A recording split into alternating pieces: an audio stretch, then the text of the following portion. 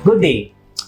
Today we are going to be having the pilot episode of Thursdays with Dr. Deo as an vehicle to let the hospital be more aware and to have better connections with the community that we serve.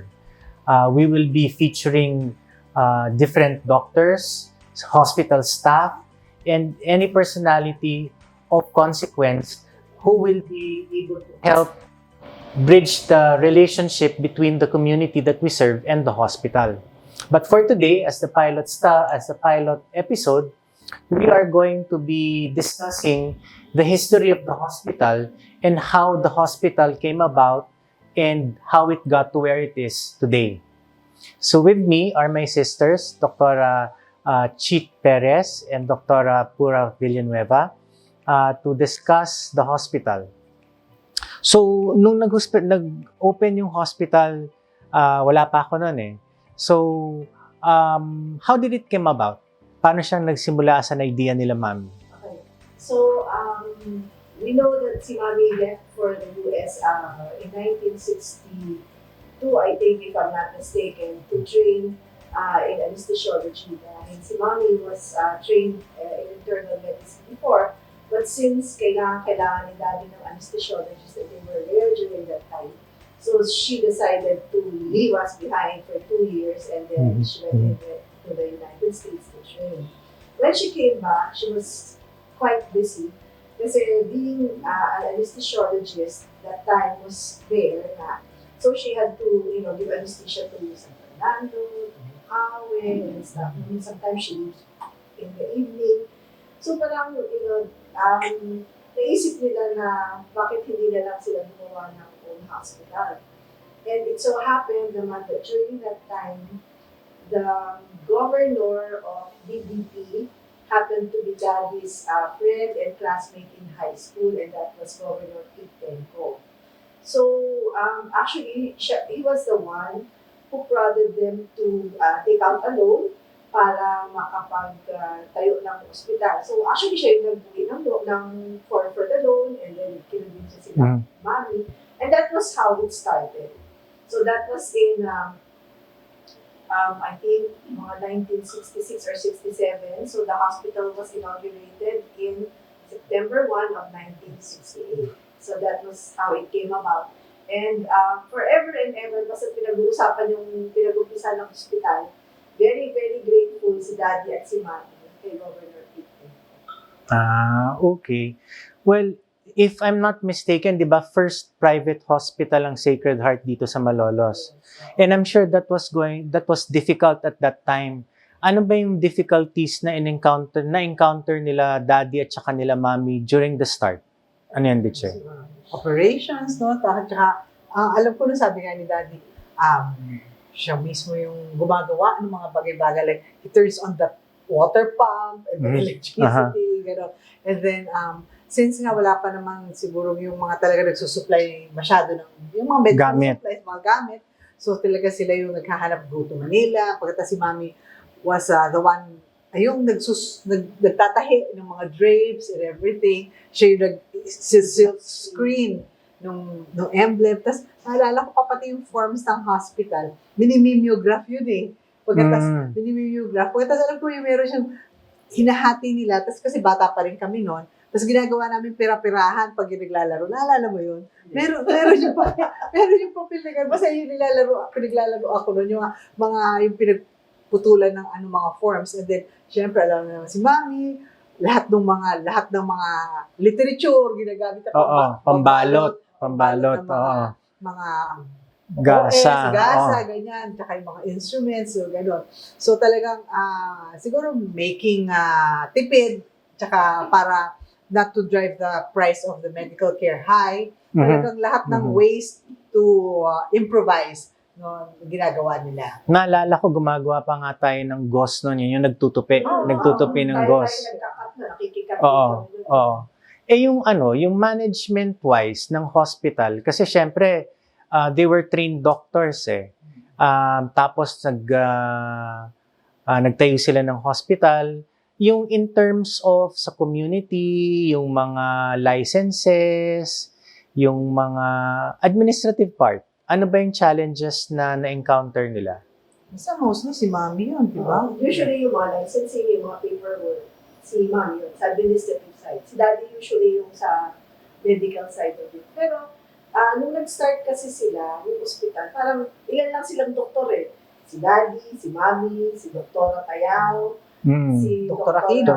Dr. Aquino. Actually, si Dr. Aquino, medyo later pa, si Doktora Reyes, Dr. Mera Reyes, Cagas. Dr. Cagas. Yan. So, sila rin lang yun. And ano sila eh, si Doktora Pilar Sayo. So, ano sila eh, mga magkakaibigan talaga sila. So, in as far as yung, siguro, yung rapport nila in running the hospital and looking at seeing their patients, wala masyadong problema. Pero yun nga, yung administrative side, eh talagang mostly si mami. I see.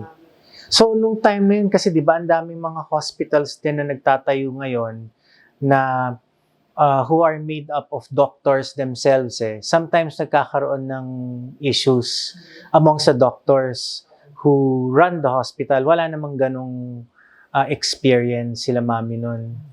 Basta tatanda ako si daddy. Kasi nga, syempre, magkakaibigan sila, no? Pero ang naalala ko sinasabi niya is, it is best not to go into business with your friends. Yes, Kasi okay. parang dun mag-umpisa yung conflict din. So although there are other doctors within the hospital na nagpa-practice, pero yun yung parang naging principle niya eh, that yung the business side is talagang sa kanila lang.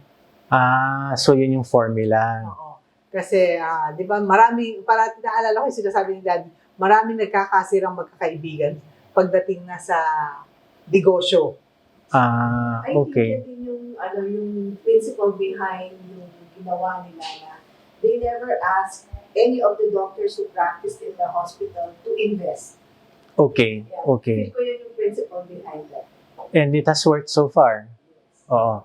Well, syempre, di ba yung hospital nung una, kadikit ba ng bahay o yung part ng bahay na luma yung ginawang hospital?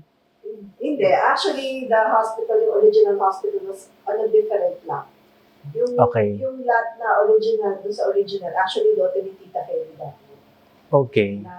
Na binili nila dati. Anyway, merong kaprasong gap. So there's a door. There's actually a door. May secret door. May secret door. May secret door din sila mami. Na paglabas nila doon sa kwarto, ayun na yung hagdan papunta sa ospital. So separate yun. Okay. Kasi ang susunod kong tatanungin, how did yung exposure affect, syempre, since magkalapit yung bahay at saka yung hospital, how did the exposure to medical practice influence you in your decision to pursue medicine? Ganyan. Paano ba?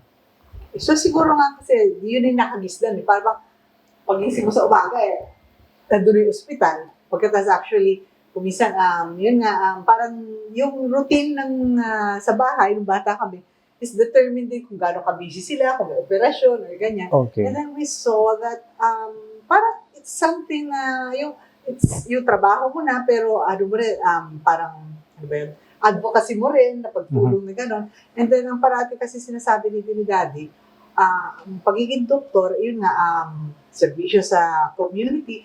At the same time, you are your own boss. So, parang wala kang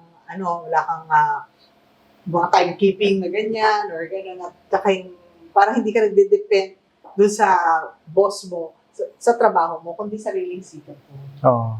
Tsaka, Ikaw, ate. I think, yun nga, yung pagtatayo ng ospital, hindi naman ang nag-motivate sa kanila is para magkaroon sila ng business talaga or pagkakakitaan. But I think the motivation was that si Daddy and si Mommy, they wanted to be able to provide the medical service or healthcare sa community, sa Bulacan. Kasi nga, ang mga ospital dito, di ba, lalo sa MBA, natawag natin si hospital. Hospital. So, panay hospital yung mga ospital dito, except of course yung provincial hospital. Pero private hospital, wala talagang ibang dedicated or talagang itinayong structure to be a private hospital. Kaya yun ang isang motivation din nila yun para talaga makapag-serve sa community. Okay. What about your personal decision to undertake that same kind of lifestyle? How did it come about? Well, yun nga, katulad ng sabi niya, kasi ito something na nakamulatan di ba? So, parang at the end of it, hindi mo naman sasabihin na hindi kami nag-isip ng ibang career I considered it. Kasi di ba ako, I was into arts before, yung mga ganyan. So sabi ko, parang, nung mag-iisip na ako kung ano yung pupuhanin ko sa college, parang wala akong ibang maisip na, pupuntahan or magiging okay ako. Rather, of course, okay in the sense na yung fulfillment as a career at saka yung fulfillment din na magiging okay ka financially. So, yun. Kaya doon din ako napunta. Sa'yo, Ditche, ganun din ba? Ganun din. Parang no-brainer. Parang, hindi yun Tapos, kita mo naman na they can provide pagkatapos, nandun na yung structure na yung hospital. So no-brainer nga. Nandyan na yan. Nandyan Tsaka di ba si Sanse? Di ba si Lala? Oo. She tried. Nag-economics siya ng one semester only to find out later na hindi rin yun ang para sa kanya. Siya. What about specialties? Yan, kasi si Daddy surgeon, si Mommy anesthesiologist. What about yung specialization na pinursue nyo? Actually, parang natatanda ako, bata pa tayo, parang sinasabi, sige ha. Pinanganak ka na yata noon pero baby ka pa. Okay. Saka syempre, kulay lalaki. So sabi, si Deo, siya yung mamana kay Daddy, siya magiging surgeon. Tapos supposedly si Chip, siya mamana kay Mommy, anesthesiologist. May ganon. Pagkatas, kasi noon, ang very major na doctor din sa ospital is Dr. Tayaw, which is ang gynae. So sabi ko, siguro ako naman doon. Yun. So, yun yung, parang kahit nung lumalang pala tayo na parang given na ikaw, susundan mo si Mommy, tas ako mag-OB. Pagkatapos nung time na yun talaga mag-specialty, magre-residency na, at that time kasi, kasama na ako, so sabi ko, dapat, yung makakuha ko ng specialty na wala akong kailangan masyadong invest kasi wala pa akong pang-invest doon. So sabi ko, mag-OB ako, kailangan ko lang ng gloves at mag-IE ako. Wala masyadong investment. Wala masyadong, hindi katulad kung may mga laparoscopy dyan or kayo mga ofta, marami na rin mga equipment na gamit. So sabi ko, at least ako yun, magle-labor watch lang ako at magpapaanak. Okay. Ate, ikaw, bakit hindi ka natuloy mag-anesthesia? Actually, di ba, kung naalala mo, pumasok ako ng anesthesia. Pumasok ako sa HBL. Ng anesthesia. So, I was in St. Luke's that time. Sa St. Luke's, okay. Pumasok ako ng anesthesia. So, 1 linggo. Pagkatapos, actually kasi, di ba, talagang pinapare ko naman yung sarili ko for anesthesia kasi even yung, ano yun? Anong tawag natin doon sa internship? Yung elective ko nung internship, anesthesia kinuha ko, tapos doon ko talaga na-experience yung tumatakbo sa ospital, nagtutubo, yung mga ganyan. So finally, nung residency na ngayon, nasa St. Luke's na ako, pero I also applied for dermatology. Okay. Diba? So sabi ko, magkakaroon ng sign yan kung talagang gusto akong mag-anesthesia or mag-derma. So nung I was about to go on my first duty sa anesthesia, bigla akong tinawagan ng dermatology. Okay. So, yun, pagkatapos na sabi ko, parang dito na lang yata ako kasi parang hindi ko kaya nakakulong sa OR buong araw, pipi yung buhok ko paglabas. So, alam ko that Mommy was sort of very disappointed. Pero, wala naman, hindi naman siya nag-resist na or hindi naman siya nag-insist na dapat mag-anesthesia ka. Okay. So, yun, kaya, though I really wanted to, parang hindi yun yung aking lifestyle na gusto. Alright. So, lifestyle na rin yung pinag-uusapan natin. Then, obviously, your children got exposed to the same lifestyle the way we were exposed to the same lifestyle. Paano naman naging eventually decisions in life that they took to pursue medicine also? Ano yung parallelisms between your experience and their being brought up resulted to them being pursuing medicine? Okay. So, siguro, ganun nga, no? Like, especially sila bata ay nagre-residency ako So, nakita din nila kung paano yung lifestyle ng doktor. Although, siguro may pagka-iba dahil nga si Celine, since nakikita niya yung irregular hours ng OB, talaga kahit gaano ko siya kinukumbis sa mag-OB, ayaw niya Ayaw niya. mag-OB.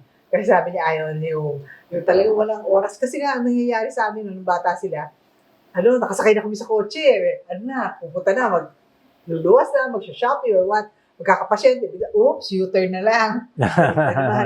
So, gano'n, yung hindi natutuloy yung mga lakad kasi nga, talagang pag emergency, May call. May call. Unlike yung pinili niya na IM, sabi, pwede naman siya magbigay ng order sa telepono. Tapos later on na lang pupuntahan. Tapos si Carlo naman, sabi niya, gusto niya mag-doktor, pero at that time, medtech nga pala siya, di ba? Medtech ang pre-med niya. For a time, kinonsider din niyang hindi mag-medicine. No? Okay. Tapos, pero nung mag-a-apply na for medicine, sabi niya, parang hindi niya yata makakaya hindi mag-doktor dahil parang lahat ng tao, pamilya, doktor, gano'n. So, nagtuloy rin siya. Pero ang gusto nga daw niya is ENT. Although nag-pre-rest siya ng urology. Pero ang ENT daw is a good balance of outpatient and inpatient. Kaya I see. napili niya. Okay, ate sa'yo naman sila dyan. So, essentially ganun din. Kasi hindi naman ang nakikita nila. At saka ako, ang sinasabi ko sa kanila is, yung sinasabi din na mami doon, na nandiyan na ano pa ang hahanapin mo? Nandiyan na yung venue mo to practice when you finish. Ito si Jem at the start, parang he was not really into it. Parang gusto niya mag-try ng iba. Pero nung sinabi ko sa kanya na, ito na, prepared na, meron na kayong pupuntahan. So, hindi naman siya talaga nag-hate na ganda, lumaban na hindi siya mag-limit. No, si Lance, gusto niya talaga. Si GJ, kahit na school bukol yan, talagang, gusto niya talaga. At talaga namang nagbago siya when he got into medicine. Talagang pinagsikapan talaga niya. Okay. So not everyone was 100% medicine right away, di ba? Si Sanse, you tried a different line. Si Sanse tried economics. Si Jem wasn't all that sold into it. What about Jake? Paano naman yung naging life decision ni Jake? Ang katatapang alalaki. Natatapang alala. Kasi, actually, nung nag-assist pa siya sa akin sa OR Pero, sabi niya, hindi niya talaga type yung mga dugo, ganyan. So, di ba, he went into management. No? Pagkatapos, talagang masaya naman siya doon. Pero lo and behold, who is the most involved of my children sa ospital. Napunta rin sa hospital. Napunta rin sa ospital si Jake. And, ngayon, talaga nakikita ko naman yung passion niya for running the hospital. So, swerte rin tayo kasi although nasa hospital siya, iba yung perspective niya, di ba? Naiintindihan niya yung business, yung management side ng hospital na wala sa atin. Wala tayong skills for that. Yes. So, maalala ko pa nung hindi nag-medicine si Jake, parang medyo malungkot pa si Daddy, di ba? Malungkot pa si Daddy. Pero kasi, syempre, ako na yan eh. So, kung anong gusto nila, tsaka ako naman ever since, gano'n. Kung anong gusto niyo, doon kayo, walang pilit-pilit. Pero kita mo, di ba, tuwan-tuwa rin si Daddy nung si Jake ang katulong natin with the merger. Yes. Tapos, yun nga, siguro, mula sa langit, nakikita nila na si Jake ang araw-araw na nasa ospital. At tsaka ang pagising pala sa umaga, alas 7 pala, narinig ko na, nagtetelepono na siya, kausap na niya yung mga taga-ospital. Hanggang gabi. So, alam niya lahat ng details sa ospital. Na, siya amongst us, di ba? Parang pinaka-involved sa ospital. So, lumalabas talagang exposure at saka yung involvement natin, whether be a clinician or non-clinician, we all eventually found our way working in the hospital. So, in the larger scheme of things, sa community, let's say, community involvement, yung family life, how do you see your family life and community service and the hospital all blending together in the way your family runs now? How did it turn out eventually sa family life? Well, ako, di ba, ba, hanggang ngayon naman, I am really involved with the church. As part of the community. So, um, hindi mo kasi talagang makaghihiwalay din, no, in as far as family life and church is concerned in the hospital. Hinahanapan lang ng balanse, no? So, Okay. yun, pagkatapos, I katulad ni Daddy before, di ba? He was very much involved in civic work. Then JC's Lions. So, na-recruit niya kami ni Jojo dyan. So, we were with him for a very long time together with some of our doctors like sina Abed, sina Alex. No, ang latest niya, si Doktora Janice. Ancheta. So, yan. So, kaya, na-involved din kami as far as that is concerned because of Daddy din. Na pinare-reach out niya yung serbisyo ng ospital sa community. Kasi it can be very demanding lalo na sa edad siya, yung oras mo, panay gabi or umaga, madaling araw. How do you balance, I think, is the word for it kasi we are all very much involved. So, how did you achieve that balance between family and working with the hospital, family life, community, ganyan? So, yan, ako naman, there's just 24 hours in a day. Diba? So, parang ako siguro prioritize ko saan ba ako magiging involved, no? So, admittedly, talagang since very demanding na yung career, yung magiging OB-GYN, ang natitirang oras ko na is for the family, no? So, parang hindi ako masyadong na-involved talaga sa mga societies, yung mga ganyan, sa academe, ganyan. Kasi sabi ko, I can just do so much. Tsaka ako naman, pag may gagawin kasi ako, I have to do it right, no? So, yung parang mahirap yung half-hearted or half-baked, no? So, sabi ko, hindi ko naman kayang yung involve ako sa ganito, tapos tatawagin ako, tatakbo ako doon, tapos iniisip ko pa yung mga anak ko. Tsaka, di ba, you can recall, nung early years, si Cesar, hindi naman based siya dito. So, yes. Nasa malayo pa siya. So, I had 3 kids growing up, tapos parang single mama ko dahil Cesar parang once a month uuwi, gano'n. So, I have to have time for my kids. Magtuturo ka ng assignment. Hindi pa kung sunod ng ang online. ang homeschool. Gano'n. Pero, yun, kailangan mo gumawa ng assignment. Kailangan mo turuan yung mga anak mo. Kailangan mag-duty ka. Kailangan ka magpunta sa ospital. So, I just limited myself kung ano yung kaya kong gawin, no? Okay. Tapos, eventually, nung malaki ng mga anak ko, anak ko pala. Ang assignment ko pa rin is family. No? So, kaya ako, di ba, ako nag-aayos yung mga finances ng family, taka pati yung extended family. Like, pag yung mga side ni daddy or yung mga kailangan ng tulong sa ospital, ako ang parang liaison nila. Okay. So, the way you achieved balance, yung life-work balance, with medicine and everything else was a little different, no? Medyo different yung sa inyo. It's been a different way to balance yung work-life commitments nyo, but it has been 6 years since the partnership with Metro Pacific and we've gone a long way and we still have a long way to go. How do you see yourself and your involvement in the hospital moving forward into the future? Well, ako personally, after the merger, parang napahinga ako ng malalim na, ganyan. Kasi di ba, iisipin natin, kung naiwan tayo na tayong tatlo lang, yung mag-manage ng hospital, that's going to be really a very different lifestyle for all of us hanggang sa pagtanda natin. Right? Di ba, like si Mami at si Daddy, hanggang to their very last day, di ba? Hospital pa rin ang buhay nila. And I've always told myself na, hindi, magre-retire ako, hindi ko gagawin yun.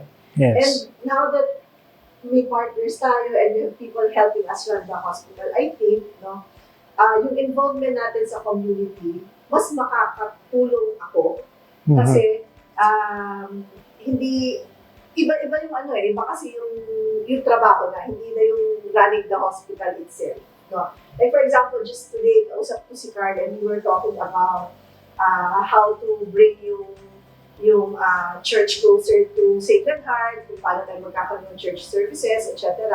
And then we also talked about yung medical mission natin in some form for the church. So yun naman ang pinabis ko kay Carl na I can help him out with that. So I think na at this point in time, having partners to look after the Daily operations and the finances and whatever. So siguro, in as far as yung community involvement, mas makakatulong ako. Okay. Ikaw, Diche. Ako naman, sa palagay ko ang sa akin is more of yung mga employees, Aha. no? Yung mga employees kasi parang mas malapit sa akin, no? Na para bang pag yung may mga concern sila, mas nakakapagsabi sa akin. Kasi nga siguro, wala na yung parang yung wall or yung gap. Kasi hindi naman ako yung as in na gumagawa na ng daily thing, daily operation. Unlike before, di ba, meron pa tayo noon, meron pa akong ginawa dati noon yung evaluate. Ako yung gumagawa ng evaluation, yung ganyan. So, syempre, mas ilang sila. So, ngayon parang mas kaya nilang lumapit sa akin, maglambing, or sabihin ko ano yung mga concerns nila. Kasi, yun nga, hindi ako yung immediate na yung sabihin, ako yung mga disciplinary, ganyan-ganyan. Kasi hindi na gano'n. Kundi, parang parang guardian ka. Yung gano'n, benevolent guardian. Okay, guardian. Ano? Little Ina. Okay. All right. So, there you have it. The history, the struggles, how the family got involved, and how the family will be involved in the hospital moving forward from where we are now.